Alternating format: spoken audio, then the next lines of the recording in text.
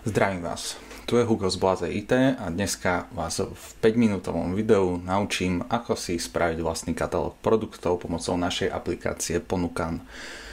Na stránkach ponukan.sk môžete nájsť link, kde sa viete zaregistrovať alebo kde si viete pozrieť náš aktuálny katalóg produktov Ponukan.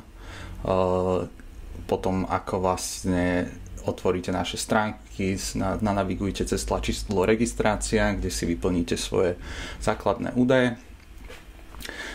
Toto vytvorí e-mail na verifikáciu vašeho konta, vlastne, aby sme nemali tam iba hociakého užívateľa bez toho, aby bol overený.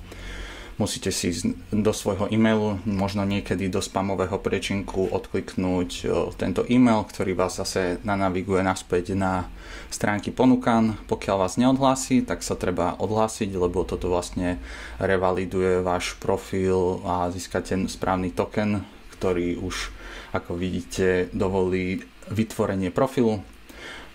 Bez profilu vlastne nedokážete si tvoriť žiadne produkty ani katalógy, takže ďalej vás aplikácia ani nepustí do žiadnej podpoložky alebo podstránky.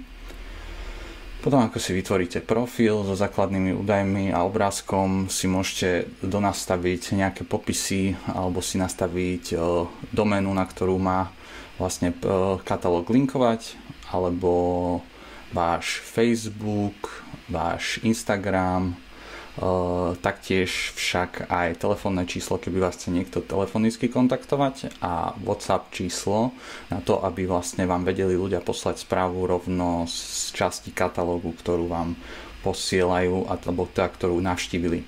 Tiež môžete mať otváracie hodiny a polohu. V našom prípade pre značku Treplife to nemá žiaden význam, lebo to je vlastne online store, alebo teda niekedy pop-up store, a teda nemusíme mať stálu predajňu. Ako vidieť tu, keďže nemáme profil basic alebo teda základ alebo profil štart, tak nedokážeme vytvoriť žiaden katalóg alebo produkt. Nebudem tu vyplňať údaje na obrazovke, ale viete si predstaviť, ako sa prekliknúť cez platformu Stripe a vlastne uhradiť túto transakciu. Po uhradení zase je dôležité sa znova prihlásiť. Tu už môžete vidieť, že dashboard sa zmenil, alebo teda prehľad sa zmenil na to, že vidíte, koľko katalógov a produktov viete mať vytvorených. Tiež tam vidno návštevy profilu, ktoré sú vlastne live návštevy vašeho ponúkanú ľuďmi na internete. Tu asi vytvoríme nejaký produkt, pridávam tam obrázok. Veľmi dôležité je používať v ponúkane WebP obrázky pre optimalizáciu načítacích časov a teda celkového používania pre koncového užívateľa. Keď tam budete pridávať JPG obrázky s príliš veľkým rozlíšením, tak vlastne budú si ich musieť sťahovať neoptimalizované.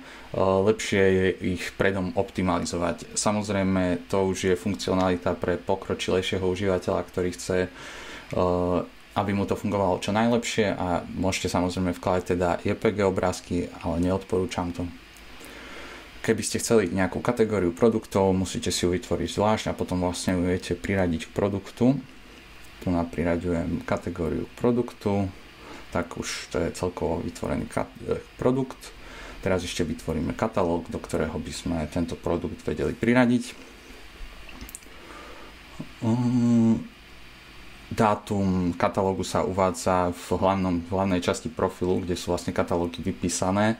Nemá dosah alebo platnosť na to, že či je katalóg zobrazený na profile podľa dátumu.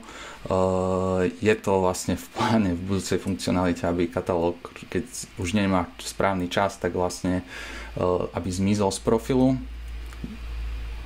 Tu priradíme produkt do katalógu a môžeme sa ísť pozrieť na profil. Katalóg tu ešte nie, kvôli tomu, lebo sme nerevalidovali profil.